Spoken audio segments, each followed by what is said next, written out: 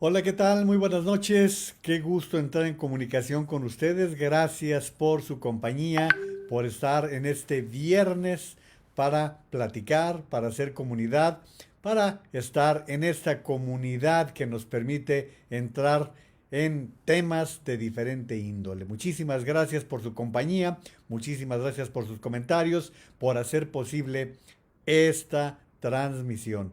Ayer fue un día difícil, ¿eh? Ayer fue un día difícil porque nos bloquearon de diferentes maneras.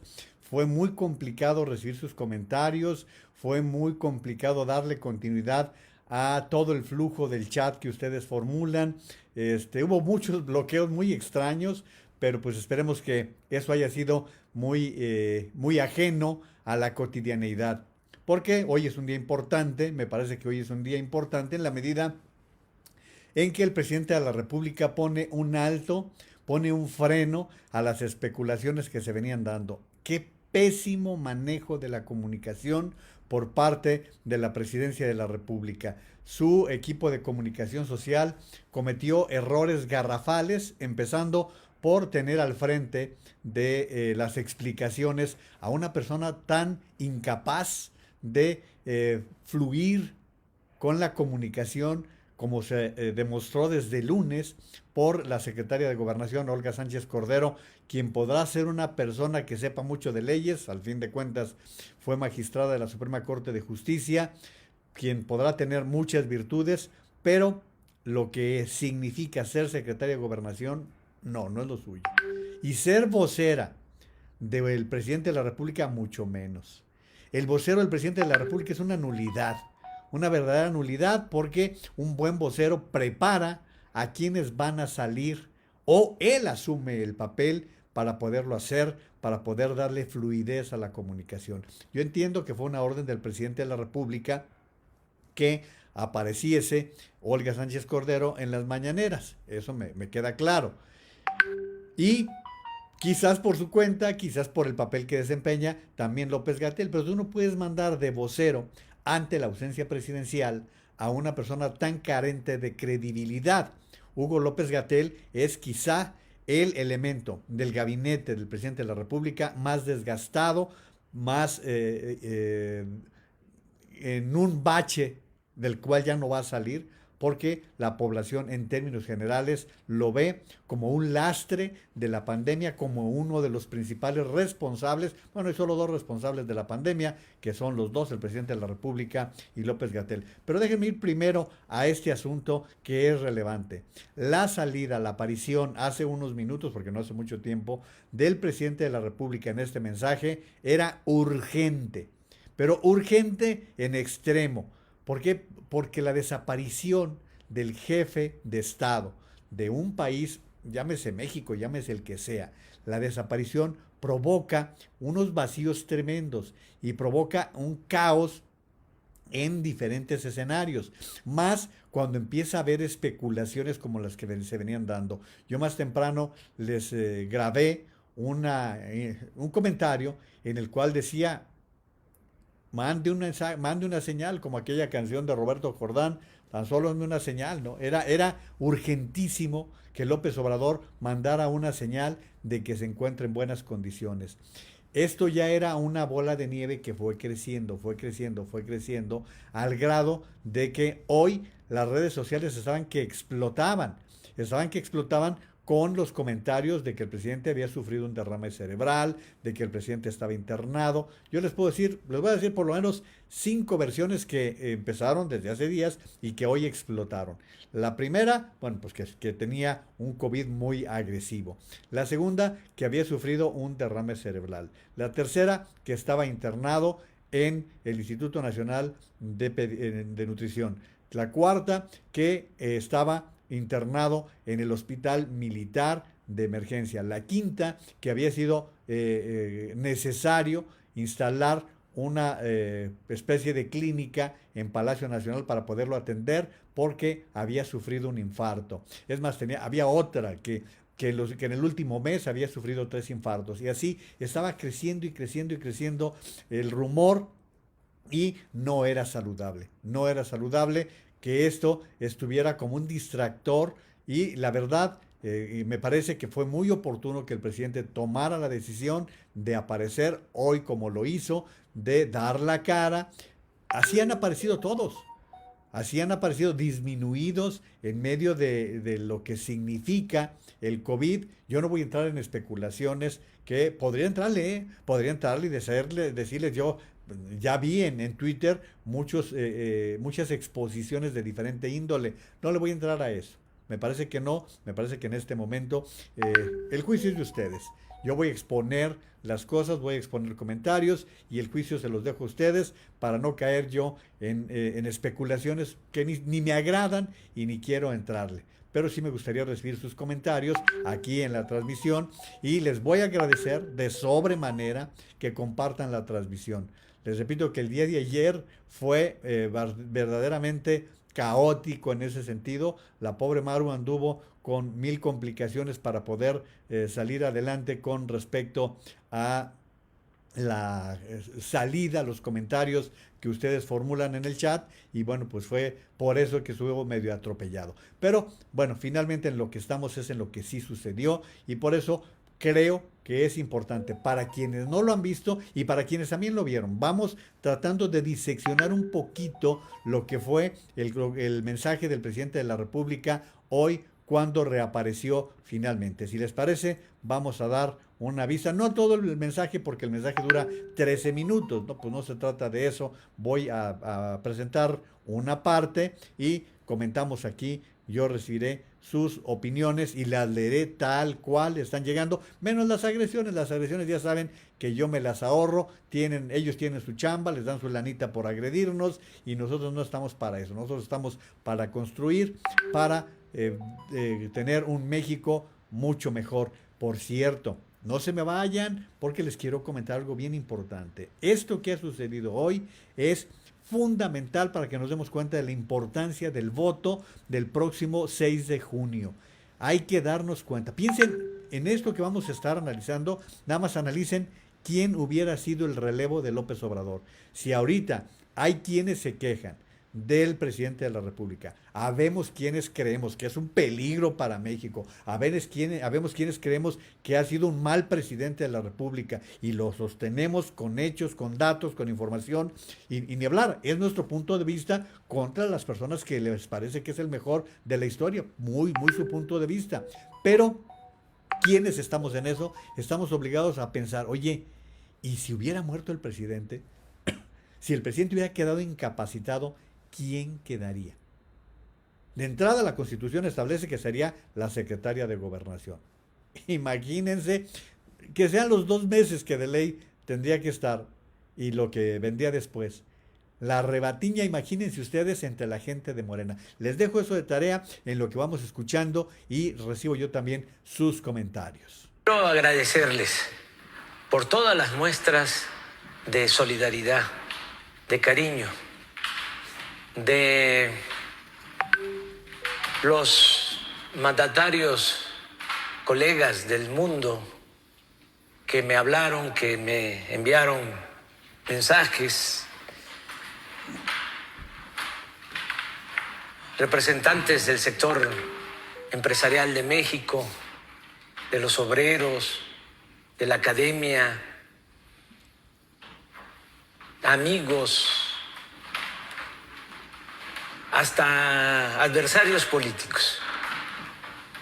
Les agradezco mucho por la manera en que expresan su preocupación por mi enfermedad, por mi contagio.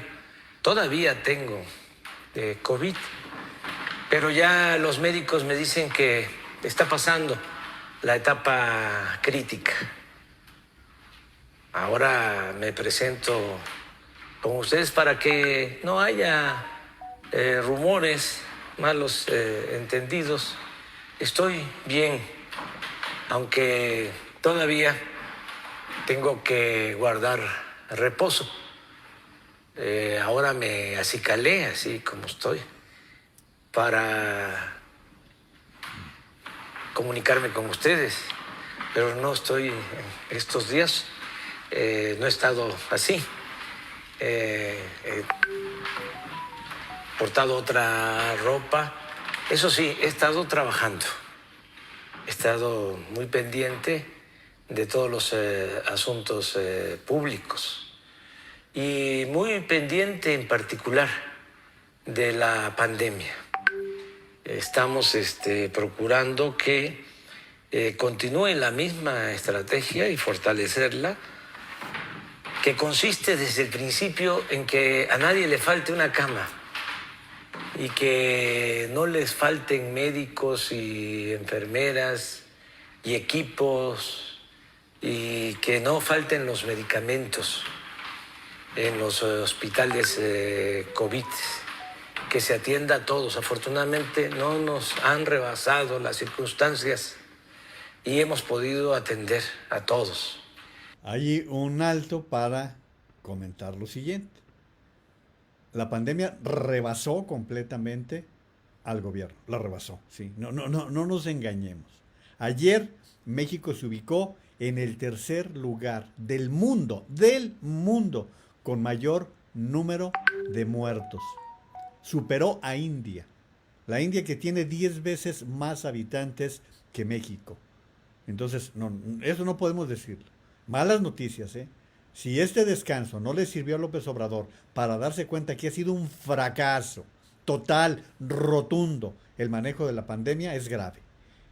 Que nos esté diciendo que están satisfechos, que desde el principio han resuelto el problema, entonces el presidente no ha visto a la gente que se ha muerto en camillas, en ambulancias, en pasillos, que se ha muerto en su casa, los hospitales saturados. No nos salgan con que están al 80%, es que no pueden estar al 81% porque la cama siguiente no tiene capacidad para intubar, para oxigenar, por eso no puede estar cubierto. No ha estado cubierto. Traemos un índice de muertos que ya no sabemos. Hay quienes dicen que son 300,000, hay quienes dicen que son 350,000. Hoy escuchaba una versión de 450,000 muertos. No lo sabemos, lo vamos a saber más adelante. Presidente, qué mala noticia nos acaba de dar, particularmente con esto que les estaba diciendo. Tercer lugar en muertos en todo el mundo, después de Estados Unidos y Brasil. Algo que no voy a adjudicarme un juicio, que se lo escuché a Andrés Oppenheimer, quien decía, fíjense qué dramático que los 3 peores países en materia de manejo de la pandemia están en América. Estados Unidos, Brasil, México. Son los 3 peores. Y en los 3 casos, mandatarios, autoritarios, en los cuales, no vamos a ponernos a cambiar de punto de vista ahora porque está enfermo el presidente. No, lo han manejado con los pies, lo han manejado muy mal. Lástima porque más adelante el presidente habla su agradecimiento a la ciencia. No, entonces el presidente no está entendiendo la pandemia, sigue fuera de la pandemia. Pero bueno, voy a seguir con los comentarios del presidente de la República en este mensaje que formuló hoy por la tarde. Y hemos estado también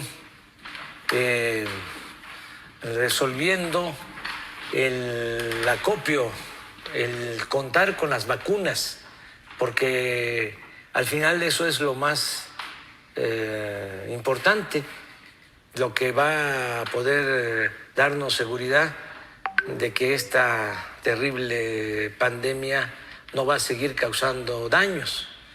Entonces me he dedicado a eso. Hablé con el presidente Putin, que por cierto se portó muy fraterno y nos ofreció enviarnos vacunas. El Sputnik es una vacuna que ellos están produciendo y van a llegar esas vacunas ya unos días más.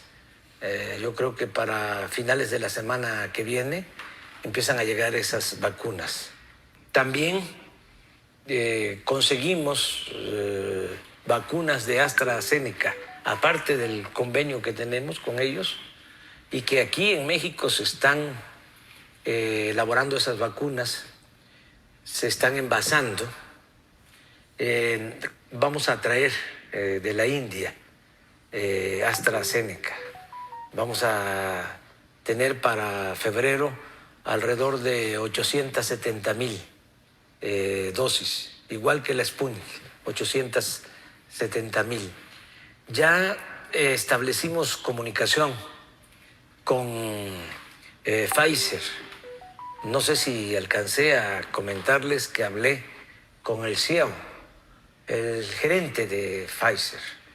Se portó muy bien y se comprometieron a adelantarnos las entregas porque se habían suspendido, y es muy probable que a partir del día 10 de febrero se reinicien las entregas. Ahí van a ser como 1.500.000 dosis. También el mecanismo que creó la ONU nos ha garantizado que para febrero vamos a contar con 1.800.000 dosis.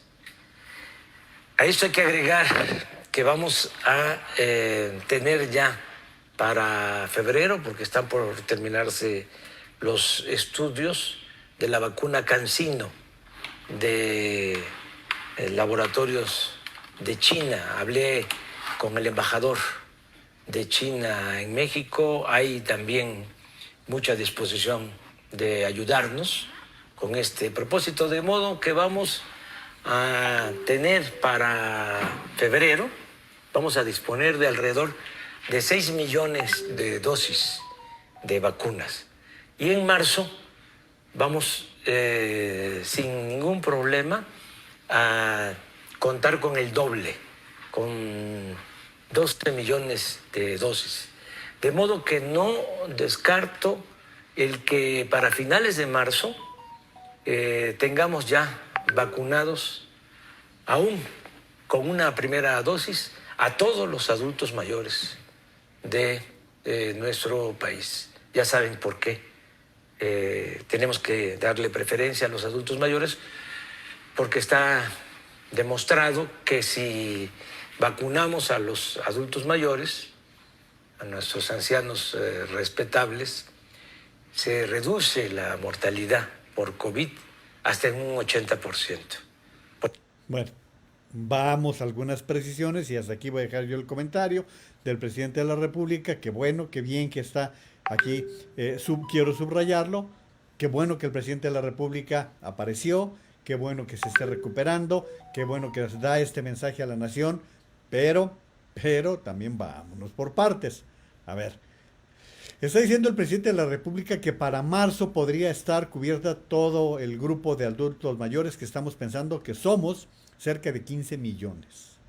Entonces yo veo muy difícil que nos vacunen a 15 millones de aquí a marzo. Y lo veo difícil por lo siguiente. No nos engañemos. Los protocolos de la vacuna Sputnik V de Rusia no han terminado. No han terminado. Ojalá terminen. Pero sería irresponsable, ya lo hemos exhibido de mil maneras, que COFEPRIS dé la autorización de emergencia para la Sputnik sin que haya cubierto lo indispensable, lo fácil, que esté publicada en una revista de prestigio, de reconocimiento científico, el protocolo de la tercera etapa.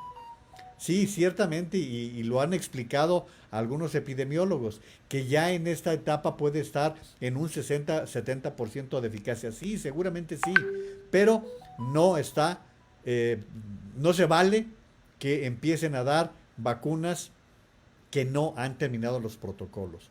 Una situación semejante es la de CanSino, la que están elaborando Canadá y China.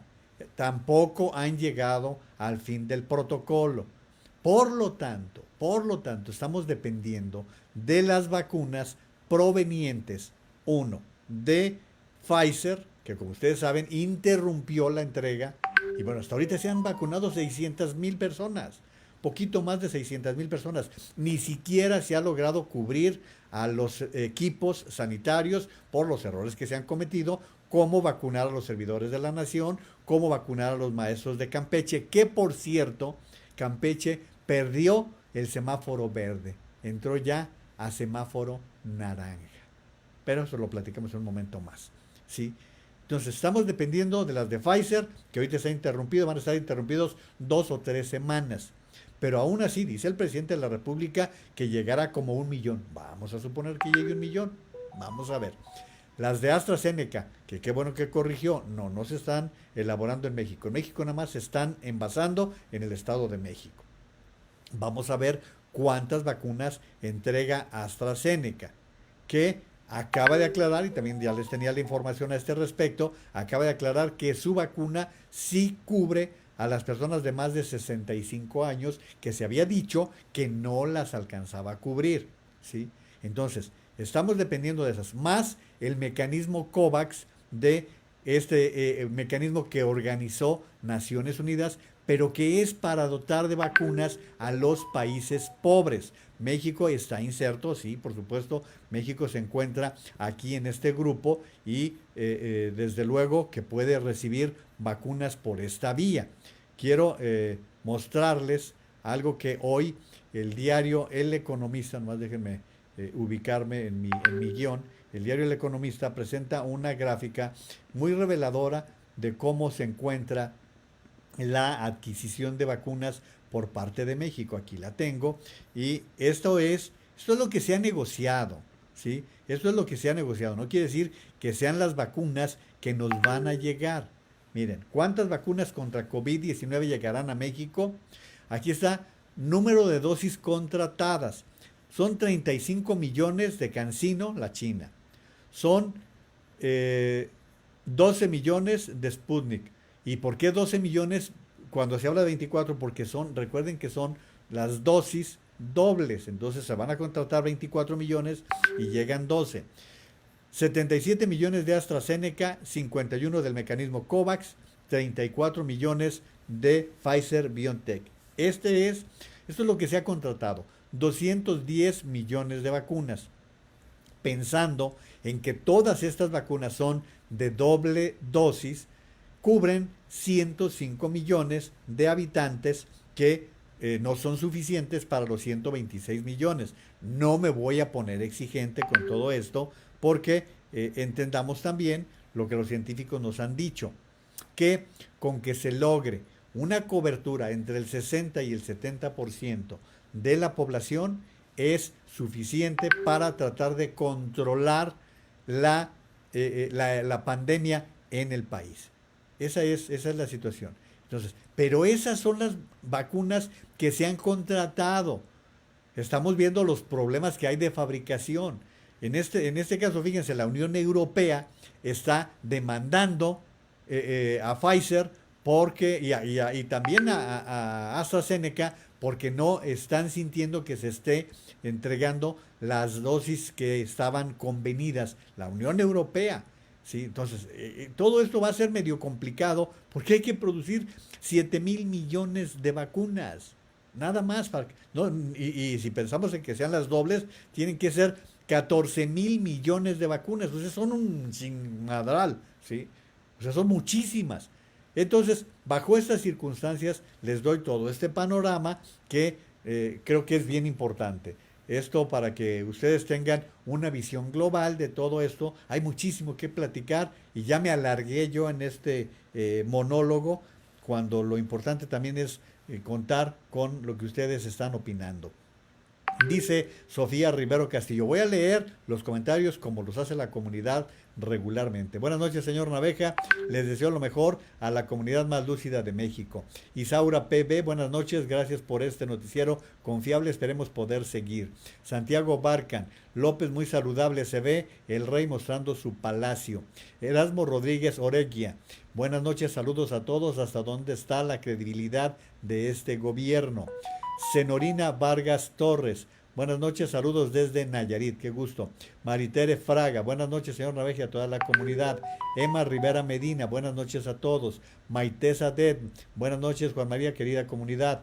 Luzma Libertad, buenas noches, comunidad. Alfredo Ríos Rodríguez, buenas noches desde Playa del Carmen, debe ser en Quintana Roo.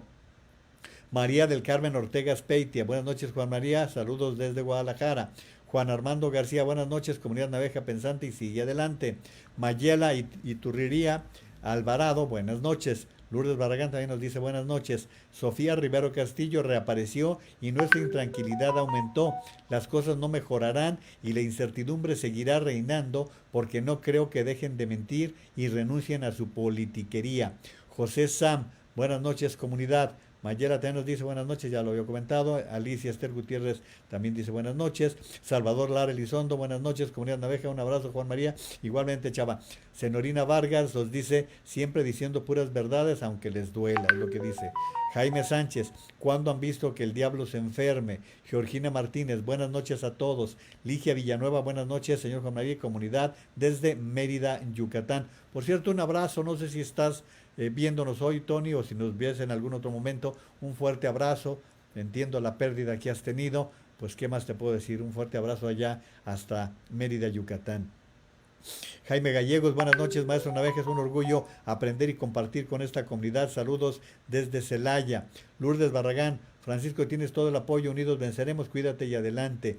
Teste Testito, muy buenas noches, señor Naveja, un gusto estar nuevamente aquí presente escuchándoles. Mayela dice, dijo el señor Ángel Verdugo que se veía muy mal, que sí está muy enfermo, es lo que opinó hoy Ángel Verdugo. Josefina Martínez, buenas noches, maestro Juan María y comunidad. Fernando García, yo digo que el video del señor no es de hoy, ¿qué piensan ustedes? El doctor Guillermo Romero dice, buenas noches, comunidad Naveja, saludos. Y si los bots chairos están como perros bravos defendiendo, dice, y sí, los bots chairos están como perros bravos defendiendo al rey de las mascotas, y lo triste es que en su discurso de hoy sirvió para un rosario gigante de mentiras con lo de las vacunas, que al igual que el avión son solo promesas sin cumplir.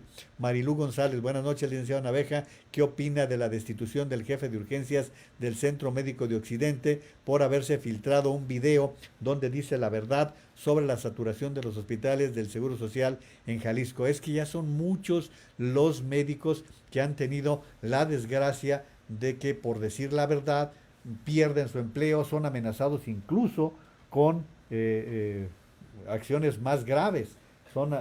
Estoy buscando el cable porque se está descargando la computadora y ahorita lo estoy acomodando, ya está. No es el único caso. Lamentablemente se está reprimiendo la opinión de médicos que los amenazan con correrlos, los amenazan incluso de muerte, ¿eh? Eso se ha registrado. José Antonio Rosas Balbuena, buenas noches maestro y a toda la comunidad naveja. El peje sin cubrebocas, contagiando todo el Palacio Nacional, se enfermó ahora que tiene muchos temas pendientes que lo ponen entre la espada y la pared. Saludos, excelente fin de semana para todos. José Antonio, lo mismo me mandó decir Karenina, dice, ahí va, sin cubrebocas. Jesús Bautista, buenas noches comunidad, bendiciones para todos, saludos desde Saltillo. Carlos Huerta, la otra versión que se hace ya saben. Víctor Manuel Aguilar Nieto, buenas noches, comunidad Naveja, saludos desde Tabasco. María del Carmen Ortega Speitia, yo no le creo que tenga COVID, sigo con lo mismo. Víctor Manuel Tejeda, buenas noches, comunidad y maestro Naveja, ¿acaso fue tan difícil dejar a un lado sus berrinches y tomar con seriedad el cargo que aunque mal desempeña como presidente y no dar lugar a tantas especulaciones, de por sí ya está mal manejado? Humberto Esparza no tiene nada. Benjamín Rivero, no sabía que el COVID te rejuvenece y te hace hablar de corridito, pan y circo y el pueblo que sobrevive feliz, feliz. Nadia Padilla Flores, el presidente se veía bien en su mensaje. Gracias Nadia, un saludo. María del Carmen Ortega Speitia, vean su mano derecha, se ve como cinta con la que canalizan o es la camisa que le llega a la mano derecha. Dice Nadia, yo creo que no abona en mucho especular sobre un escenario donde muera el presidente. No, Nadia, no, especular que se muera, no. Eso no, de eso no se trata. Se trata de advertir a tiempo lo que puede representar, porque eso es lo que hay que pensar.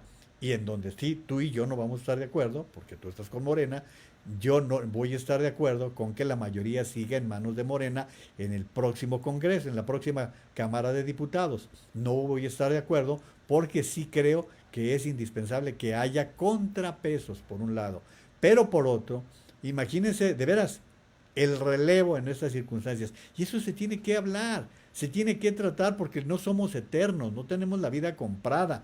Yo pienso que López Obrador va a estar hasta el día último de su sexenio, hasta cuando termine su casi sexenio, porque acuérdense que va a estar más cortito.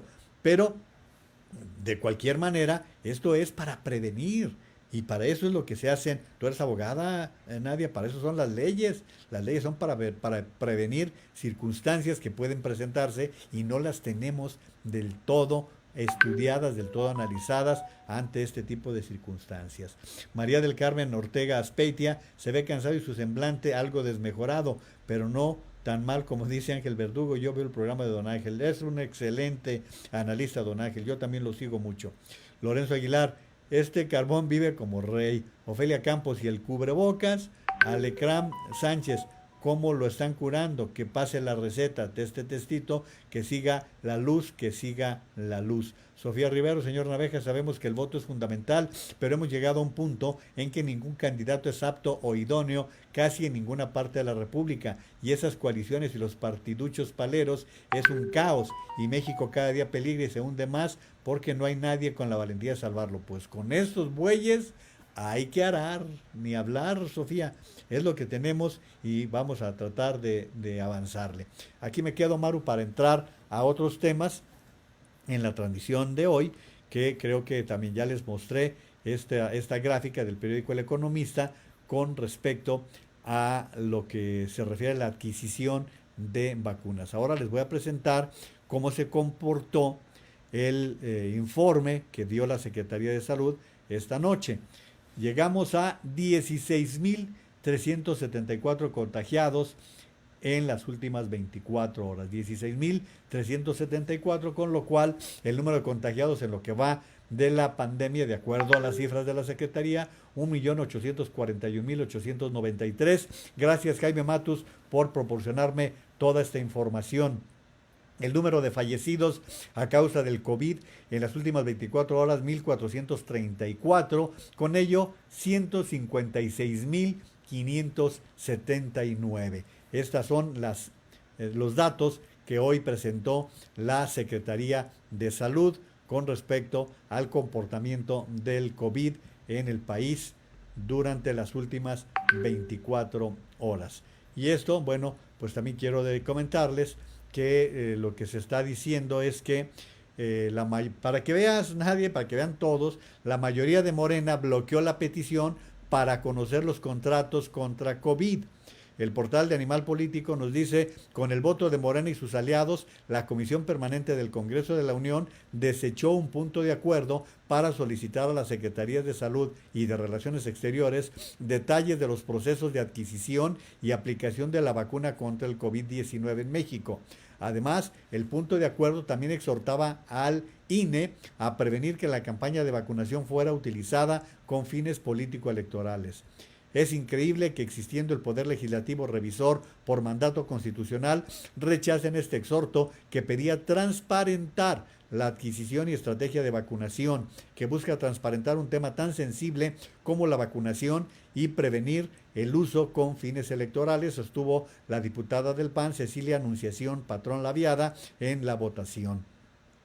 La senadora de Morena, Antares Guadalupe Vázquez Alatorre, insistió en que las conferencias de prensa diarias se informa y se ha transparentado cómo se va a hacer la vacunación y quiénes están implicados. Es impresionante que a través de un punto se exija al INE que haga su chamba. No, simplemente es muy claro. Esto ocurrió ya con las pasadas elecciones, en las cuales el presidente de la República sí se sometió a los lineamientos de que nada más se informe sobre seguridad, sobre salud, los temas que la ley contempla, así de sencillo. Dice Héctor de Mauleón, claro, ¿para qué quieren saber algo que nada más es cuestión de vida o muerte para 126 millones de mexicanos? Pues estos es con respecto a la negativa de que se conozcan los contratos para la adquisición de las vacunas. Bueno, ya comenté que me parece muy bien que el presidente se encuentre en buenas condiciones, pero esto sigue. El periodista Salvador García Soto publicó hoy en Twitter, ante un tuit de Hugo López-Gatell Ramírez, quien dice, para alcanzar la inmunidad de rebaño se necesita que al menos entre el 60 y 75% de la población sea inmune por la vía natural o por vacunación al virus. Ningún país dejará a libre evolución la epidemia para su control. Y le responde Salvador García Soto, Solo usted la dejó en los primeros meses. Por eso se negó a hacer pruebas masivas y decía que no servía hacer pruebas y era un gasto inútil y no recomendar el cubrebocas. Apostó política y torpemente a una inmunidad que le costó la vida a cientos de miles de mexicanos. Contundente Chava García Soto con este comentario. Ahora déjenme hacer un breve paréntesis en este asunto del COVID. Voy a hacer un breve paréntesis para darles la mala noticia del día, que hoy se nos informó del decrecimiento del Producto Interno Bruto de México en el último año. En el último año el decrecimiento fue del orden del 8.5%.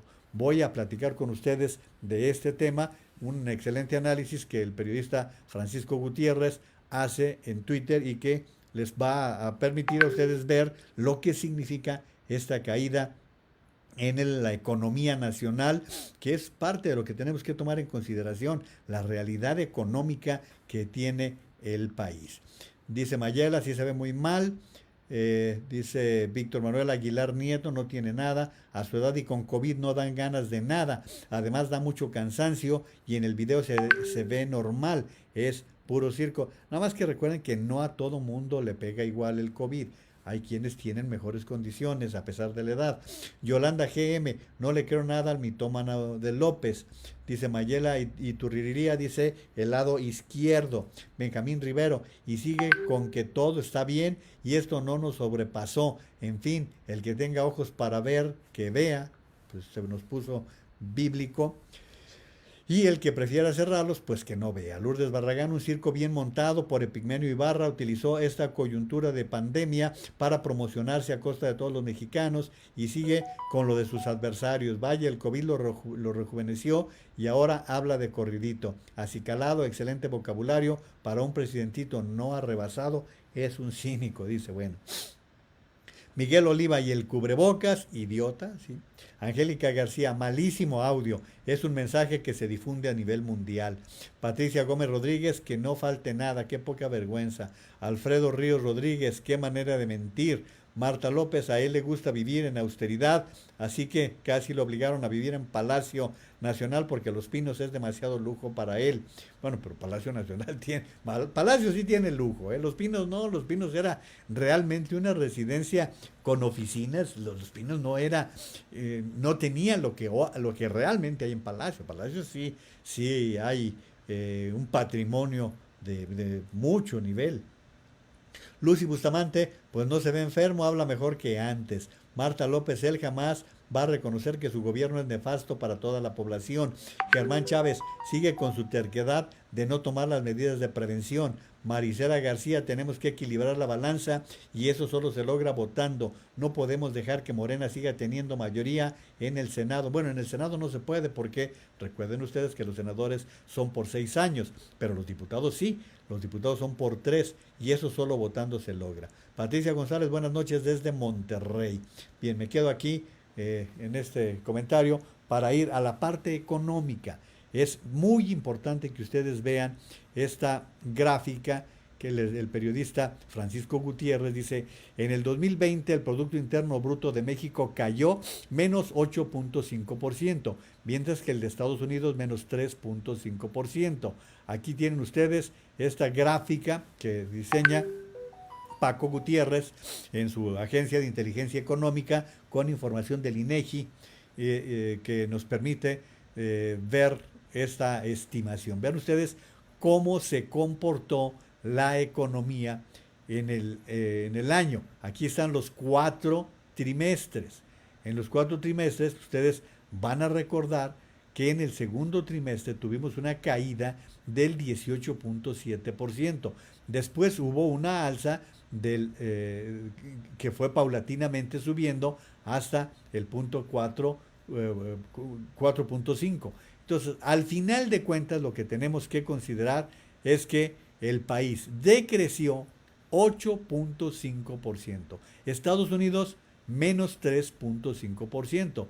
Esto es lo que nos está explicando lo que hoy se está difundiendo y se está tratando de explicar.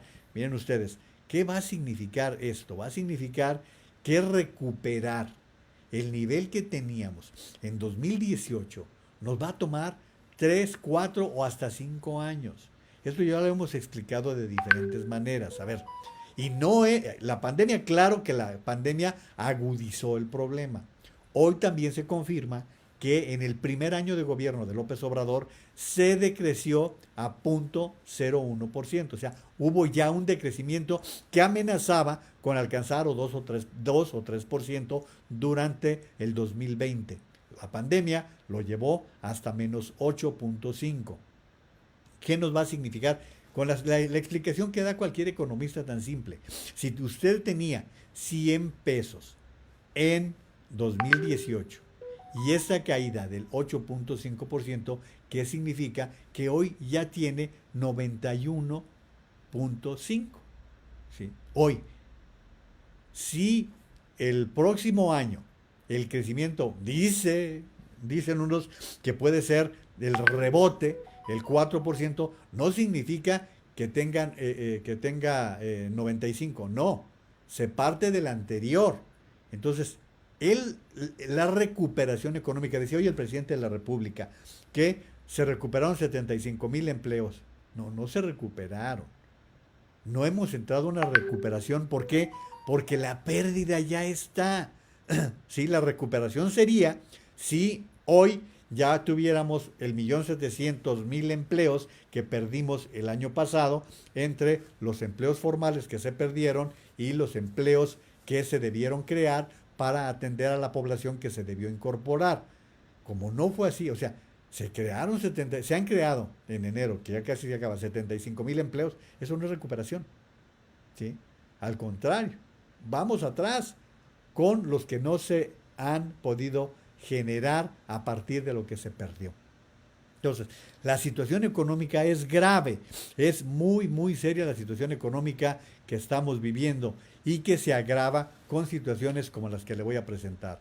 Hoy, Canadá anuncia restricciones de viaje, entre ellas suspende los vuelos a México y el Caribe. Estas son las palabras del primer ministro de Canadá, Justin Trudeau, con respecto a este anuncio de su gobierno. Vamos a escuchar, yo les voy a ir leyendo lo que va diciendo. Cancellations, we're bringing in other measures as well.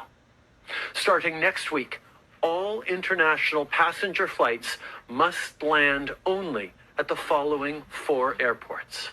Aquí está diciendo que se está dando la cancelación en 4 aeropuertos, es lo que está anunciando, en 4 destinos. Vancouver, Calgary, Toronto, and Montreal.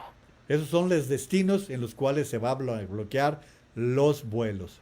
In addition to the pre-boarding test we already acquire, as soon as possible in the coming weeks, we will be introducing mandatory PCR testing at the airport for people returning to Canada.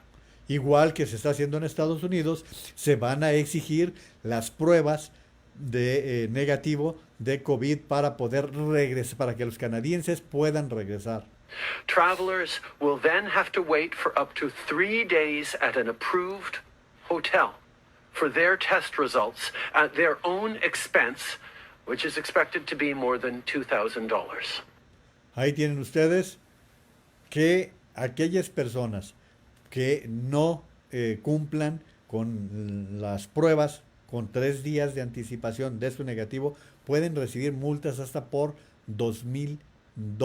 Es lo que está diciendo el primer ministro canadiense Justin Trudeau en esta aparición en la cual está anunciando la determinación de su gobierno de suspender los vuelos a México. Y ante esta situación, pues México está pidiendo a Canadá levantar las restricciones luego de que se anunció esta determinación. México advirtió que pueden acarrear una crisis económica profunda en América del Norte. La Secretaría de Turismo de México anunció que desea que las medidas impuestas por el gobierno de Canadá de cancelar vuelos y establecer cuarentenas a los viajeros que vengan desde México sean retiradas. Por su parte, Relaciones Exteriores expresó sus deseos de que las restricciones anunciadas por el primer ministro sean retiradas lo antes posible. Y les repito, Canadá anunció que desde el 31 de enero y hasta el 30 de abril cancela todos sus vuelos a México, además de que aquellos viajeros que deseen entrar a su país deben presentar, ya les dije, la prueba negativa. Miren, yo amo mucho a México, le tengo todo el cariño del mundo, pero también tengo que ser muy contundente en lo que les voy a decir.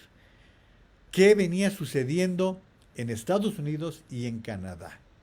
Mucha gente irresponsable estaba viniendo a los destinos turísticos de México porque estaban relajadas las medidas disciplinarias.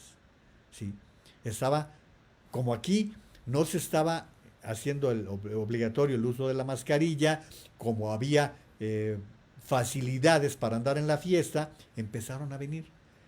Y esto se difundió en los medios locales y en los medios de Estados Unidos y de Canadá. Entonces, ante esta situación, las autoridades toman decisiones. Y más, Justin Trudeau, que ha sido durísimo con el tema del COVID. Lamentablemente, el turismo canadiense es tan importante, por ejemplo, en Puerto Vallarta, en Puerto Vallarta, en Nuevo Vallarta, en Puerto Vallarta, Jalisco y en Nuevo Vallarta de Nayarit, el flujo de turistas, de gente que se queda, se instala en estos destinos durante 3 y hasta 6 meses, se va a frenar. Y se va a frenar por esas circunstancias que se están presentando. Es una mala noticia para la economía. De por sí, la industria sin chimeneas, la industria turística está tan golpeada, está con tantos problemas en el país, bueno, pues ahora se está agravando con esta determinación del gobierno de Justin Trudeau.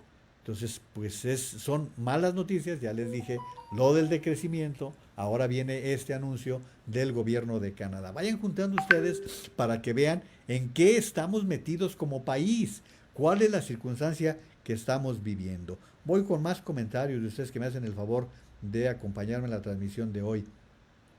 Sofía Rivero Castillo dice, solo salió para seguir repitiendo como loro merolico las mentiras de todos los días. Nunca se retractará ni hará nada por México más que perjudicarlo. ¿Con qué cara sale? Hubiese preferido no verlo, es vergonzoso. ¿Cómo nos libraremos de eso? SOS.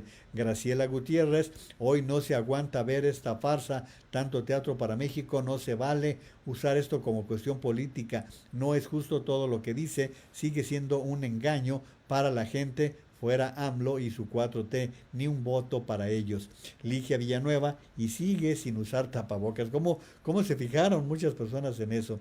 Patricia Gómez Rodríguez, pero estamos perfecto, si ni con esto lo acepta, caos total, no entiende nada. Georgina Martínez, una vacuna nueva, jaja. Lourdes Barragán, mira la austeridad de la 4T, no poesía y honor a su austeridad. No, es que Palacio Nacional es un palacio, ¿no? Pues así de simple.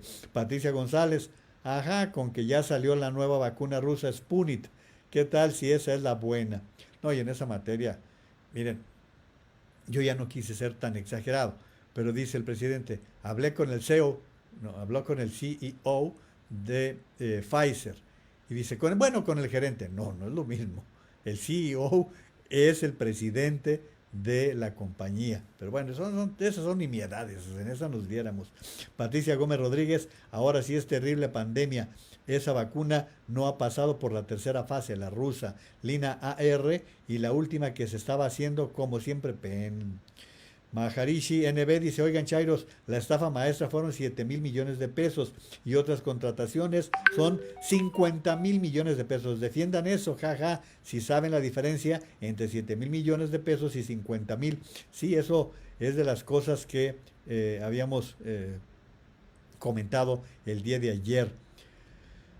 Dice Georgina Martínez, tanto criticar que compraron la Sputnik y no era. Sofía Rivero dice que tuvo de positivo su aparición, imposible seguir así. Javier Mafias Romero, la misma corbata que cuando habló con Putin. Patricia González, ¿cómo puedes adelantar algo que está atrasado? Esa es una buena observación. El médico veterinario, me imagino, Torres Hernández, chulada de residencia, nomás fíjense, mucho ojo. Don Francisco Aceves Silver, Sputnik, pobre diablo, ni leer el teleprompter sabe. Georgina Martínez, contaminando todo el palacio. Ahí me quedo, Maru, para entrar a más detalles. Quiero comentarles, antes de ir con esta entrevista que hizo mi amigo Paco Ramírez, algunos tweets que sobre este respecto aparecen. Miren, por ejemplo, Van Pipe, que les voy a presentar también su video en un momento más, dice: bravo, tan fácil que era tranquilizar a todos, qué bueno que esté de pie y sonriendo. Luego otro es el de Pablo Macluf, que en Twitter también se expresa, dice que si desaparece y después reaparece, que si tiene o no tiene, que si es o no es, que si ojalá o mejor no, que qué vamos a hacer, sí, sí. Así es un régimen autocrático, un secuestro mental, es lo que dice el analista Pablo Macluf sobre este respecto. Y miren, también este Twitter es bien importante. A ver, hagamos un paréntesis en todo lo que estamos criticando y diciendo. Este tweet del doctor Francisco Moreno Sánchez, el epidemiólogo del Hospital ABC de la Ciudad de México. Dice: las nuevas variantes del COVID-19 exigen el aumento en las medidas preventivas debido a su alta contagiosidad. Y ahí van las medidas: doble cubrebocas o usar el KN95 o N95. Repito, doble cubrebocas o el KN95 o N95. Careta. Evitar reuniones de más de 6 personas. La pandemia no está a la baja. Así que ahí tienen estos señalamientos del doctor Francisco Moreno, que se los quise subrayar porque son sumamente importantes en lo que estamos viviendo. Y lo que les comentaba, ahí está, vacunaron a los maestros de Campeche. Ahora resulta que Campeche retrocede a semáforo amarillo. Perdón, yo dije hace rato naranja, no, retrocede a amarillo. Esto es lo que está informando, de acuerdo a lo que Ricardo Cortés Alcalá, director general de Promoción a la Salud, informó en la conferencia de prensa vespertina. Y aquí les voy a presentar cómo queda el mapa de los estados de la República con respecto a la determinación de cómo queda el semáforo. Las dos únicas entidades que se encuentran en amarillo son Chiapas y Campeche, que son las que estaban en verde, ¿sí? Y esto es a partir del 1 de febrero. Les presento el mapa que nos da la claridad al respecto. Aquí tienen ustedes en amarillo Campeche y Chiapas. Campeche, Chiapas, aquí está. Y aquí los demás naranja, los que están en rojo, vean todos los que están en rojo. Y esto es a partir del 1 de febrero. Hasta el momento las únicas dos entidades en amarillo son Chiapas y Campeche. Tienen ustedes esta información que pues nos indica la situación en que estamos, en una situación verdaderamente seria. No estamos en una situación que nos haga creer, y lástima que el presidente así lo esté diciendo, siga diciendo, desde abril viene diciendo que se está controlando la situación. No, presidente, no se está mejorando para nada. El maestro Sergio Negrete también tuiteó: estamos procurando que continúe la misma estrategia, que a nadie le falte una cama y que no les falten médicos y enfermeras. Afortunadamente no nos han rebasado las circunstancias y hemos podido atender a todos. AMLO hoy, en forma con sus mentiras, fantasías y demagogia. Es lo que dice el maestro Sergio Negrete en Twitter, y pues es lo que al parecer muchos observaron sobre este respecto, y pues es lo que se dice. ¿Qué vamos a hacer bajo todo esto? Bueno, vamos, entonces les comentaba esta entrevista de mi compañero y amigo Paco Ramírez en Mega Noticias TVC. Es una entrevista que hace con María Elena Pérez Jaén Cermeño. ¿Quién es ella? Miren, María Elena Pérez Jaén Cermeño es una mujer que se ha dedicado al análisis político, que ha sido comisionada de transparencia y que ha tenido enfrentamientos muy serios, pero muy serios, con Andrés Manuel López Obrador desde que era jefe de gobierno de la Ciudad de México. Allí trataron de bloquearla porque es una gente bien inquieta, es una mujer bien combativa que ha peleado por la transparencia, ha peleado de manera denodada, de una manera contundente a favor del derecho a la información. Y Paco Ramírez en Mega Noticias la entrevistó ayer y les voy a compartir parte de esta entrevista. Pública y Protección de Datos. Recordemos que el INAI es un órgano constitucional autónomo que tutela dos derechos de acceso a la información pública, el de acceso a la información pública y el de la protección de datos. Bien, pero el presidente tiene una confusión mental porque no entiende que los órganos constitucionales, en este caso el INAI, es la autoridad sobre 862 o 73 sujetos obligados, y no solamente sobre el Poder Ejecutivo, o sea, todo lo que es la Administración Pública Federal, sino además sobre el Poder Judicial, sobre el Poder Legislativo, que son las dos cámaras de senadores y de diputados, de los sindicatos públicos, de los partidos políticos, de todos ellos son sujetos obligados de la Ley de Transparencia, de la Ley General de Transparencia.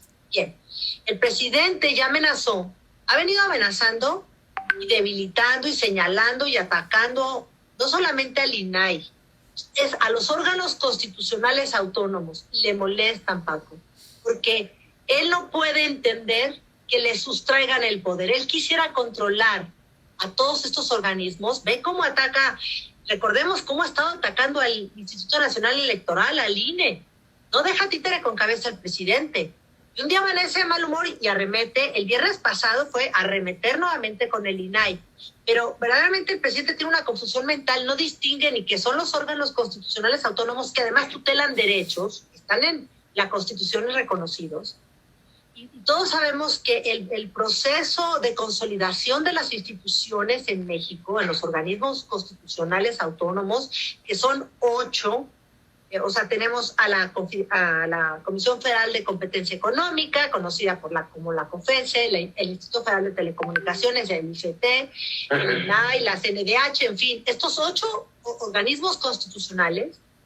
En el caso de la Fiscalía General, pues, aunque es un organismo autónomo, pues ya vemos que es dependiente del Ejecutivo Federal, o sea, le rinde cuentas al propio presidente, desafortunadamente. Pero, en fin, ¿Perdón?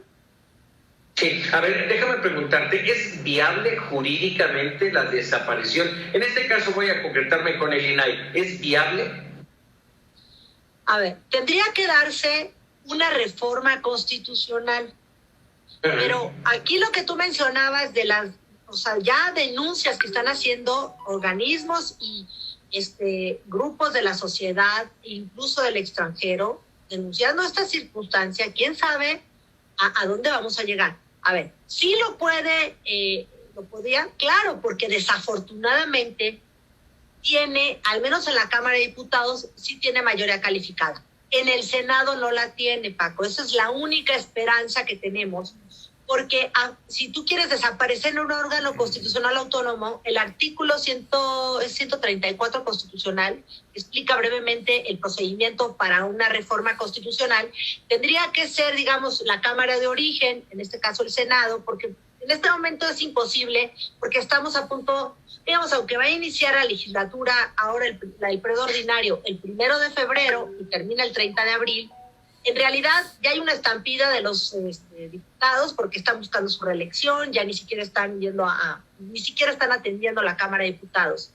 Pero la manera como se podría dar una extinción o desaparición de estos institutos, organismos autónomos, sería mediante una reforma constitucional. Es decir, que las dos cámaras pudieran aprobar esa reforma. Posteriormente, tendría que darse el periplo por todos los congresos estatales, es la mitad más 1. Entonces tendría que ser 17 congresos locales a aprobar esta reforma constitucional. Yo lo veo harto difícil que se dé.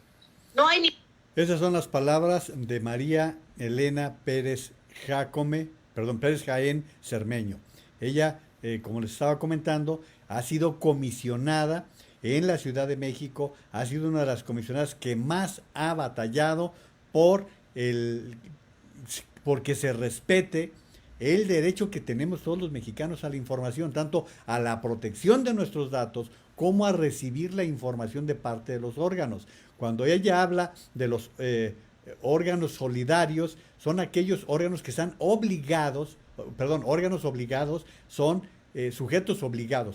sujetos obligados, tienen la obligación de dar la información que se les solicite. Y allí está el Ejecutivo, el Legislativo, el Judicial, están todo el aparato que tiene esta obligación, y el presidente de la República ha estado amenazando con la desaparición de estos órganos autónomos. Por eso quise compartirles parte de esta entrevista que Paco Ramírez realizó en Mega Noticias TVC. Creo que nos da también ideas de qué es lo que está sucediendo al respecto. Voy a más comentarios de ustedes porque hay un asunto que ayer balconeó Carlos Loret que está pesado, está pesado. Rosis García González dice, sí, jaja, ¿por qué nos quieren de conejillos de indias? Germán Chávez, la pandemia solo ha servido para ocultar su corrupción, sus gastos inexplicables, el mal manejo de la economía. En mi hospital solo los médicos generales cuidan a los enfermos de COVID-19. Lourdes Barragán, yo creo que este video lo hicieron antes y mira, ya habla de corrido, es una burla. Sergio Arturo Macías Arrieta, pobre el camarógrafo, ha de estar como astronauta. José Esparza, le queda muy grande el palacio, se veía mejor en Los Pinos. Juan Carlos Millán, buenas noches, comunidad chingona, dice, gracias. Abril Romanía, gobierno millonario viviendo en un palacio con tantos lujos y pueblo pobre, muy pobre, muriendo de coronavirus y de hambre. Guillermina Flores Jaimes, tiene que desinfectar todo Palacio Nacional porque ya lo infectó, debe quedarse confinado en un lugar y punto. Qué buena observación de Guillermina, eso es verdad. Debió grabar en un solo lugar. ¿Por qué? Pues porque él está contagiado. Qué buen punto, yo no lo había pensado. Fran Libra, para alguien que está convaleciendo, se le ve muy bien. ¿No será que grabó su videíto antes de decir su mentirilla? Además, trae la misma corbata de días anteriores y hasta chueca, por cierto. Carmen Martínez Ayala, un palacio, por eso despreció Los Pinos y todos los chairos lo admiraron por humilde. Oigan, antes de seguir con todos estos temas, quiero presentarles una información que reveló Paco Sea en imagen.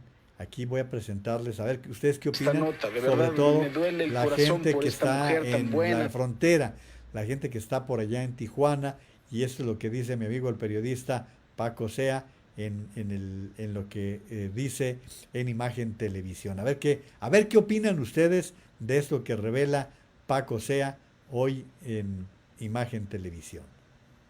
Corazón por esta mujer tan buena, tan linda, comprometida con el país, una heroína, por decirlo menos. La ex lideresa sindical de Esther Gordillo vende un par de humildes casitas chicas en un fraccionamiento en Coronado, en San Diego, California, la zona más cara. Vean nada más las casitas. Vea. Usted, que esto es lo que deja el magisterio, ¿no? Sí, lo que los deja en la calle, ¿no? Precisamente, vea. Es una cosa de nada, con su muelle, con sus vidrios también de cristal templado, con acceso directo al muelle para que pueda llegar a su casa. No, digo, una cosa de veras. Fíjese, hombre, ella siempre ha dicho que las mansiones no valen eso, que solamente valían $2 millones. Ya subieron, yo creo. Pero bueno, las dos se pueden comprar por la módica suma de $8.5 millones, que al efecto son... que son 160 millones de pesos, ¿no? Más o menos, aproximadamente. Bueno, están ubicadas en la misma calle, tienen 8 y 9 recámaras respectivamente, muelle propio, y la agencia de bienes raíces estadounidenses que vende las propiedades representa a la firma mexicana comercializadora TTS de México, y curiosamente, cuando Elvester fue detenida en 2013, se descubrió que esta empresa, cuya principal accionista era la madre de Elvester Gordillo, realizaba depósitos millonarios en cuentas bancarias de Suiza y Liechtenstein. Fíjense nada más, la madre del Elvester Gordillo, esa maestra rural que tuvo pues también muchísima suerte y se hizo millonaria. De verdad que da coraje.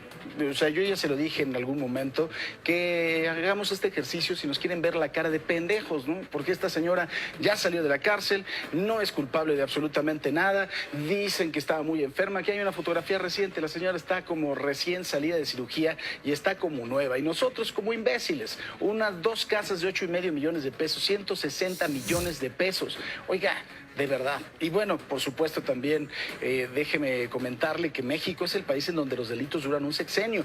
Imagen Noticias con Paco. Ahí tienen ustedes esto. Paco Sea tiene su sitio en internet, pero él es un periodista que tiene un noticiario de radio de lunes a viernes en Imagen Radio y tiene su noticiario de televisión por las mañanas, y ahí es donde transmitió este esta breve información con respecto al Esther Gordillo. ¿Qué opinan? Para que vean, duró 6 años en la cárcel, pero ahí está, sale y con por lo menos un patrimonio de 8 millones de dólares. Ya no se los acaba, ¿eh? Yo creo que ya no se acaba el Esther Gordillo, esta lanita que nos está revelando Paco Sea y que pues está encoronado en California, en San Diego. Y muy cerca de allí, miren, qué desfachatez de este gobernador que da vergüenza. El gobernador de Baja California, Jaime Bonilla, que en venganza con el alcalde de Tijuana, oigan ustedes, nomás por sus pistolas lo que decreta. Ignorar sus responsabilidades. Le estoy dando instrucciones al secretario de gobierno que vea la posibilidad de expropiar, que se oiga claro, el campestre para beneficio público, para beneficio de la comunidad. Los gobiernos anteriores destajaron, destruyeron y vendieron los parques. Parque Morelos es un ejemplo, más de 400 hectáreas, ahora son 80 hectáreas. Los demás son maquiladoras, centros comerciales. Se enriquecieron con eso, los gobiernos de la derecha. Entonces vamos a ver la posibilidad, ¿verdad? Porque no nos queda otra de ver la manera de expropiar. Y le acabo de dar instrucciones al señor secretario de Gobierno, Amador Rodríguez Lozano, de que analice la situación perfectamente para ver el camino que vamos a seguir. Nada más para que les quede claro que este gobierno no se va a mantener al margen de las necesidades de la comunidad. Si hay necesidad. Es un verdadero arbitrario, un Chávez en potencia. Habla de la derecha cuando es un pillo. Todo el mundo sabe quién es Jaime Bonilla en Tijuana. Llegó a la gubernatura por su amistad con López Obrador, pero allí sí hay una serie de antecedentes que, bueno, la gente que nos ve en Tijuana creo que podría dar sus puntos de vista con respecto a este gobernador que yo no tengo por qué defender el campestre de Tijuana, pero cuando se trata simple y llanamente de fastidiar al enemigo, que es el alcalde de Tijuana, pues sí me parece que es lo que no debemos hacer. Oigan, el Banpipe la volvió a hacer. Miren, ya ven que ayer les pasé el juego que hace con el green screen. Bueno, pues vamos a ver ahora lo que hizo con el mismo Ricardo Anaya y con López Obrador. Vean ustedes lo que hizo ahora. Y se está portando al 100, por eso se ganó también esta comida, esta barbacoa. ¿Te gustó? Sí, muchísimo. Está muy buena. Sí, ¿qué dijiste? Está muy buena. Ah, bueno, eso es. Bueno, un saludo y felicidades a todos y a todos. Ahí tienen ustedes lo que permite hacer ahora la tecnología. Y pues ahora que aquí dicen que nunca habían visto también a Ricardo Anaya ni tanto como ahora, que ni en campaña se le veía tanto a Ricardo Anaya. Ahí lo tienen ustedes con estas producciones que se están haciendo ahora. Luego me borraron uno que vi que alguien había hecho donde estaba en un perol, pero bueno, ya les presenté esta producción de Banpipe ahora con Ricardo Anaya en otras circunstancias. Y bueno, pues voy a presentarles algo que les he venido presentando. Les di el otro día la exclusiva contra toda su opinión, contra toda su voluntad. Bueno, pues yo les había prometido que lo que saliera de la producción de Mario Ramírez les iba a presentar. Yo sé que no le va a dar gusto que yo lo haga, pero aquí tienen otra sugerencia de bienes raíces de María Eugenia Ramírez para que la vean en su TikTok. ¿Piensas comprar una casa? Te tengo una excelente noticia. Inicia el 2 de febrero las jornadas notariales aquí en la Ciudad de México. ¿En qué consisten las jornadas notariales? Pues bien, tendrás el beneficio de ahorros para pagar el impuesto sobre adquisición de inmuebles y los derechos registrales. ¿Qué debes hacer? Pues que tu boleta predial tenga un valor catastral de 1.344.000 pesos y cachito. Esta jornada notarial tiene letras chiquitas. Sígueme para el siguiente video y te las contaré. Ahí tienen la información y si quieren seguir a Maru, ella está en TikTok con @MaruAcierto y les está dando esta información. Es una buena noticia, lo de las jornadas notariales en Ciudad de México, para que la aprovechen porque se hacen un buen ahorrito. Es buena oportunidad de que estén siguiendo aquellos que tengan bienes raíces y que vayan a rentar o vender, pues sigan esta serie de informaciones que son muy interesantes y que les Hola, he querido. Ya la pasé. Va. Ahora lo que les comentaba. Parece, fíjense ustedes, al parecer la mejor secretaría vigilante del gobierno, la mejor secretaría de la función pública la está encabezando Carlos Loret de Mola, porque vaya que ya cada jueves está exhibiendo los abusos, los excesos de este gobierno. Ayer en su YouTube, a través de Latinus, en el que encabeza Carlos Loret de Mola, que debo decirlo, la verdad, si él piensa lo que ha significado su carrera desde que salió de Televisa, es convertirse en un mejor periodista de lo que era. Se ha convertido en un periodista en toda la esencia, con todas las cualidades, con trabajos serios, profesionales, rigurosos, y pues lo que presenta en esta ocasión, pues simplemente lo que les digo, parece ser que la Secretaría de la Función Pública ahora le queda debiendo la chamba que está haciendo Carlos Loret de Mola. Escuchen. Hay a quienes la pandemia les ha caído de maravilla. El gobierno federal y el de Tabasco, los dos son de Morena, otorgaron contratos por más de 100 millones de pesos para compra de equipo médico a una empresa constructora. Ya así es un escándalo. Ahora imagínense que el dueño de esta empresa es primo del director del INSABI. Sin pudor, ¿eh? En una sola mañana de mayo, un funcionario firmó 12 adjudicaciones directas, cada 15 minutos. Es un reportaje de Mario Gutiérrez Vega. El gobierno de Tabasco y el Instituto Mexicano del Seguro Social han adquirido material hospitalario y medicinas por más de 110 millones de pesos, pero lo han comprado a una empresa dedicada a la construcción de obras hidráulicas y viales. Se llama CM del Golfo.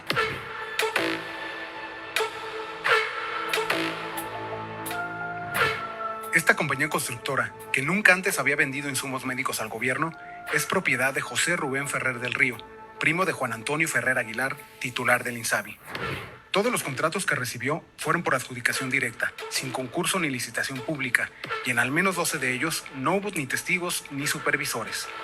Algunos se otorgaron tan rápido como en lapsos de 15 minutos y media hora, de acuerdo con información oficial disponible en Compranet y en la Plataforma Nacional de Transparencia.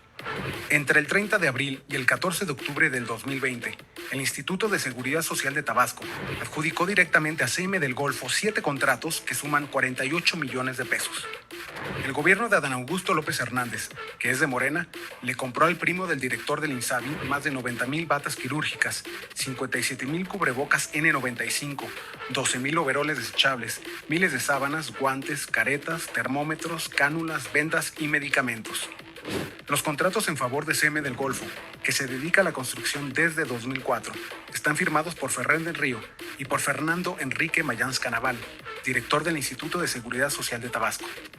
Uno de los acuerdos se firmó el 14 de agosto y estuvo vigente hasta el 31 de diciembre. En esta venta, CM del Golfo cotizó termómetros infrarrojos a 2,395 pesos cada uno, trajes desechables de protección biológica a 500 pesos cada pieza, mascarillas 3M a 1,750 pesos y filtros de la misma marca a 850 pesos. En septiembre, el gobernador de Tabasco recibió a Ferrer del Río en el Palacio de Gobierno. Ahí, le agradeció la donación de 5 ventiladores hospitalarios que entregó CM del Golfo. De los contratos no se dijo nada. En los últimos 10 meses, con el pretexto de la emergencia provocada por la COVID-19, la Delegación del Seguro Social en Tabasco también entregó a CM del Golfo 23 contratos directos por compras que suman casi 15 millones de pesos, según consta en documentos oficiales. La mayoría de las adquisiciones fueron ejecutadas por Pedro Sánchez Asensio, que como encargado de la coordinación de abastecimiento y equipamiento de la Delegación de Tabasco, determinó al ganador de los contratos en solitario sin testigos ni supervisores. Sánchez Asensio firmó y autorizó 12 actas de compra en beneficio de la empresa del primo del director del INSABI. Solo el 21 de mayo firmó 7 adjudicaciones directas en favor de CM del Golfo en lapsos de 15 minutos y media hora. Entre las 8 y las 10:15 de la mañana, Sánchez Asensio firmó actas que representaron contratos por 3.800.000 pesos para la empresa de Ferrer del Río. Los insumos médicos que CM del Golfo ha vendido al IMSS son del mismo tipo que los entregados al Instituto de Salud de Tabasco. Miles de batas, cubrebocas, ropa quirúrgica, guantes, sondas, termómetros y medicamentos hospitalarios. Lo del IMSS en Tabasco se queda corto frente a lo que le ha comprado el IMSS en Chiapas. Es el triple. Le ha favorecido con 4 contratos directos a CM del Golfo por 48.8 millones de pesos. La delegación en Chiapas le ha comprado 79,000 cubrebocas, 72,000 batas quirúrgicas y mascarillas respiratorias de la marca 3M cotizadas a sobreprecio. Mientras CM del Golfo vendió cada mascarilla modelo 1870 en 199 pesos, 3M las ofrece en 35 pesos en su precio de lista. CM del Golfo cotiza sus productos según el cliente. Las mismas batas quirúrgicas desechables que ofreció al gobierno de Tabasco en 95 pesos cada una, las vendió en 135 pesos a la delegación del IMSS en Chiapas. A la par de abrir su nueva rama de negocios médicos, CM del Golfo siguió en lo suyo, la construcción. En 2020, la Secretaría de Obras Públicas de Tabasco adjudicó la segunda etapa de un puente vehicular en Villahermosa a la propuesta conjunta donde Ferrer del Río participa con otras 2 empresas. El contrato es por 115 millones de pesos. El año pasado, otro primo entró en escena para beneficiarlo. Adolfo Alberto Ferrer Aguilar, director de Obras Públicas del municipio de Centro y hermano del director del INSABI, firmó con CM del Golfo, propiedad de su primo José Rubén Ferrer del Río, 3 contratos que en conjunto suman 71 millones de pesos para rehabilitar el asfalto en diversas calles de Villahermosa. Ahí tienen ustedes esta información, este espléndido reportaje. Me cansé de ver millones para esta familia. Ahí tienen ustedes a los del Seguro Social, ahí tienen ustedes el del INSABI, que es una nulidad, un arqueólogo metido en el INSABI, y pues el gobierno de Tabasco y el gobierno de López Obrador metidísimos en todo esto. Que nos sigan diciendo que son diferentes, que no son como los de antes, que ellos son limpios, que no son corruptos. Ahí están, aclárenlo, demuestren que es mentira. Les están mostrando las firmas, los documentos, millones y millones de pesos entre familias. Allí se están quedando y cada semana se los están exhibiendo. Cada semana les están demostrando que son un gobierno corrupto, tanto o más como los anteriores. No son diferentes, son idénticos o peores. Así de clarito, así de sencillo. Y bueno, pues yo no tengo más que felicitar al equipo de Carlos Loret de Mola por este tipo de trabajos que han venido haciendo y que la verdad nos ayudan a ver qué es lo que está pasando en el país. Yo creo que es bien importante que se sigan haciendo estos trabajos que, bueno, pues simplemente nos demuestran que la corrupción en este gobierno, mentira que se ha combatido, mentira que ha quedado atrás. Eso definitivamente es una mera ilusión. Bueno, voy con más comentarios. Quiero presentarles una entrevista que hizo Ricardo Rocha con un personajazo, pero la hizo en 1981 y quiero compartirles una fraccioncita de esa entrevista con César Chávez. De verdad que vale mucho la pena recuperar un personaje de esa envergadura. Marta López dice, mi hija padeció de COVID y sí hablaba, pero no mucho, porque se cansaba bastante. Se entrecortaba y los síntomas de mi hija solo era dolor de pecho y cabeza agudos. Mi hija es muchísimo menor que el presidente. La verdad, no le creo. También dice Marilú González, la semana que entra nos toca la segunda dosis de Pfizer al personal de salud. ¿Hasta cuándo la van a aplicar? Pues vamos a ver cuándo llegan las vacunas. Pero cuando lleguen, que le apliquen la segunda dosis. María del Carmen Ortega Speitia, yo escuché hoy que las vacunas ya no las dejarán pasar a México, se quedarán en Europa. Biden pidió más de las vacunas. Seth Fabián Condes dice, es raro su COVID, ya que todos los que pasamos por ese terrible virus deja secuelas y la más importante es la de la tos constante por la afectación a los pulmones. Juan Carlos Millán, tan a gusto que estábamos y ya apareció el cacas. Sofía Rivero dice, se le tiene que dar preferencia a la población que registra mayor mortalidad, que es de entre 35 a 60 años. Se me pasó, Sofía, comentarlo, tiene toda la razón. No es verdad que en los adultos mayores está la parte más grave. No, ya se ha demostrado que precisamente está entre 40. Yo había leído, dice Sofía, que 35. Yo había leído que de 40 a 60 años es donde está la población más vulnerable del COVID. Dice, además necesitamos sanos a todo el personal de salud y hospitalario. Debe vacunar la Ciudad de México, que ahí está el epicentro de la pandemia. Mentira, politiquería y vacunas de cuarta. Qué bonito es lo bonito. Maharishi NB, la verdad no me da gusto verlo y escucharlo de nuevo. Espero aún un milagro. Lina AR, ya que se calle, más falso que nunca, es un cacas insensible. Chava Lara Elizondo, deberían cambiar su estrategia de vacunación, deben vacunar primero a los jóvenes porque, dice, es donde salen a la calle a trabajar, los adultos mayores no salen a la calle y los jóvenes los infectan. Martín Bucio, puras mentiras, que estaba enfermo.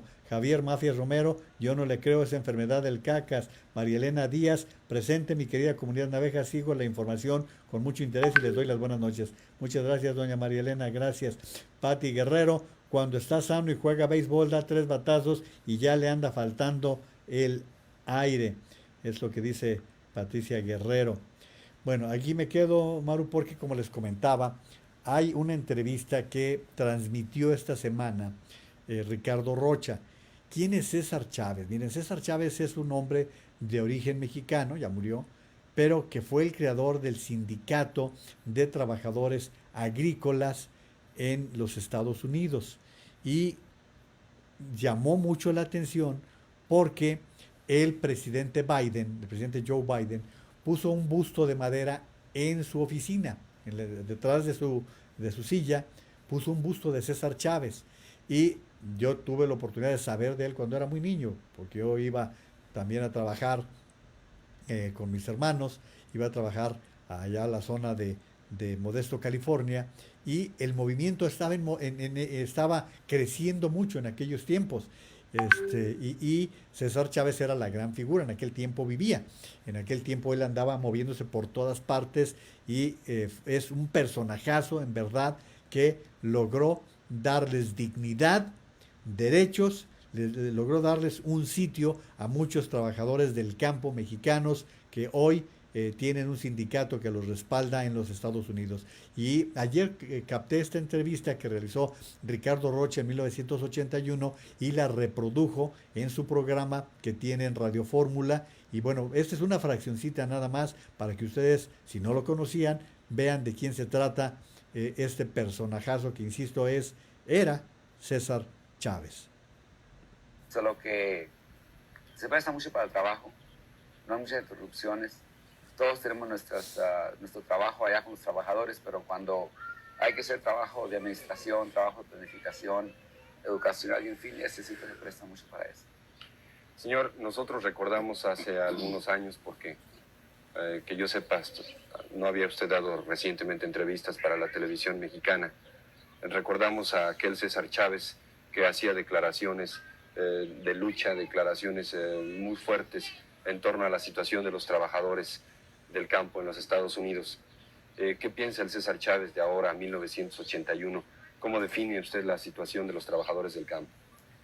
Los trabajadores del campo, quienes no están abajo de contrato en el sindicato nuestro, pues sufren bastante, y especialmente los trabajadores que están en otros estados.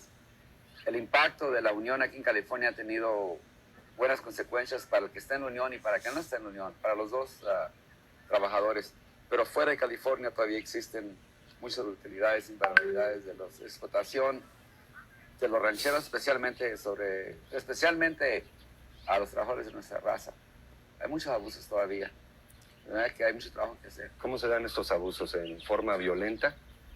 Pues depende.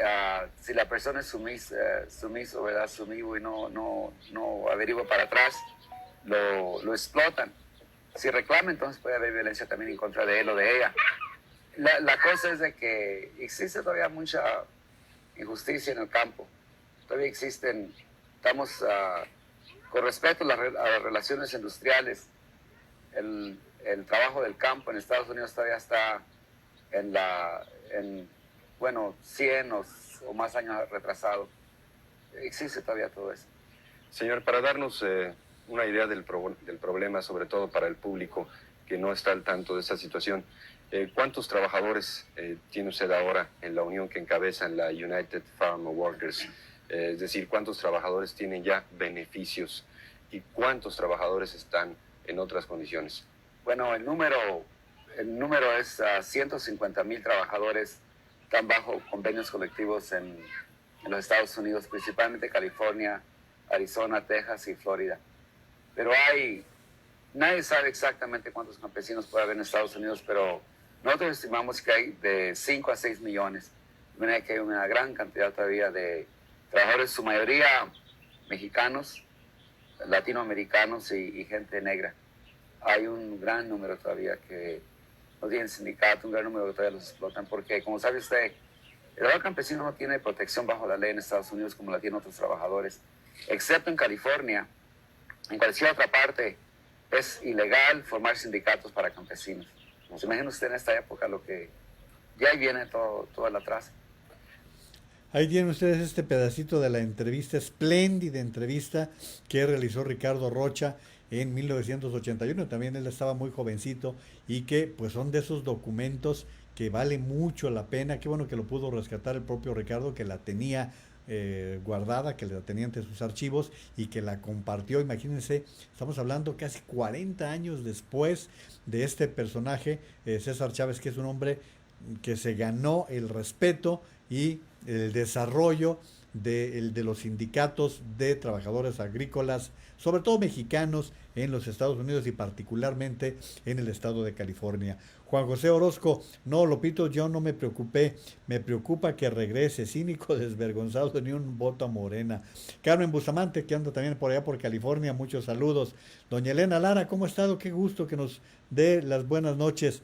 Félix Enrique López Chinchilla, saludos desde La Paz, Baja California Sur. María Esther Agüero: creo que hasta habla más fluido, lo que no me agrada es que va a seguir con la misma estrategia, lo que comentamos. Uriel Luna García: buen periodismo prudente, sin especulaciones. Gracias, Uriel, un fuerte saludo. Lía del Carmen García: saludos, señor Naveja. Pati Medina también: buenas noches, ¿cómo estás, Pati? Un abrazo. Pati acaba de perder un ser querido por COVID. Vean cómo uno tras otro, hace rato les hablaba de Tony Alcocer, ahora les estoy hablando el caso de Pati, que acaba de perder un ser querido. Bueno, pues muchas gracias, don Margarito, Juan José Orozco, Juan Carlos Millán, Centella Fuego. Ya no alcanzo a leer, ya se me acabó el tiempo, dice Pati Medina. Esto fue grabado, salió en un programa de radio en la mañana y según dijeron que tiene aparatos para detectar esto, pero ya no me dio tiempo. Raúl Miranda también: oigan, pues perdone, dice que lo que ya no me dio tiempo, pero ahí están todos sus comentarios. Gracias por haberme acompañado en la transmisión de este día. Y recuerden que en el curso del fin de semana, si hay algunos asuntos, los vamos tratando en el curso del día y los vamos grabando también aquí en Juan María Naveja Comunicación en Facebook. Por ahora no me queda más de que recordarles la importancia del uso de la mascarilla, cubriéndose bien nariz y boca, lavarse las manos con agua y jabón, la sana distancia, la distancia social, la distancia física. No se les olvide los síntomas: dolores de cabeza, diarreas, pérdida del olfato y el gusto, dolores musculares, problemas respiratorios. Ante eso, consulten a su médico. Y como les estaba comentando, lo que señaló el doctor Francisco Moreno es también muy importante que lo tomen en cuenta. Doble cubrebocas, que sea doble cubrebocas o bien el KN95 o N95. Careta, evitar reuniones de más de 6 personas y nos recuerda, la pandemia no está a la baja, así que vamos teniendo todas las providencias. También no se les olvide lo importante que es, me quedé con un temazo, bueno, que es vacunar a los niños contra la polio y contra el sarampión. Y miren, lamento mucho que ya no hubo tiempo, pero es un tema bien importante que me hizo llegar la doctora Lourdes Nava y que ha tenido una gran trascendencia. Los invito para que por favor sigan este caso del suicidio de esta joven Mariana que ha movilizado a muchos médicos. Perdón que me estoy alargando un poquito. Mariana, una jovencita de 24 años que había sido recién egresada de la carrera de medicina de la Autónoma de Chiapas. Y es un caso verdaderamente penoso que hoy está en muchos medios. Lamentablemente el tiempo ya se me agotó y a mí no me gusta abusar de su generosidad, pero ahí les dejo, les cuelgo este tema que está en medios para que se indignen como cualquiera nos podríamos indignar con esta situación tan penosa. Que Dios los bendiga, cuídense mucho, por favor.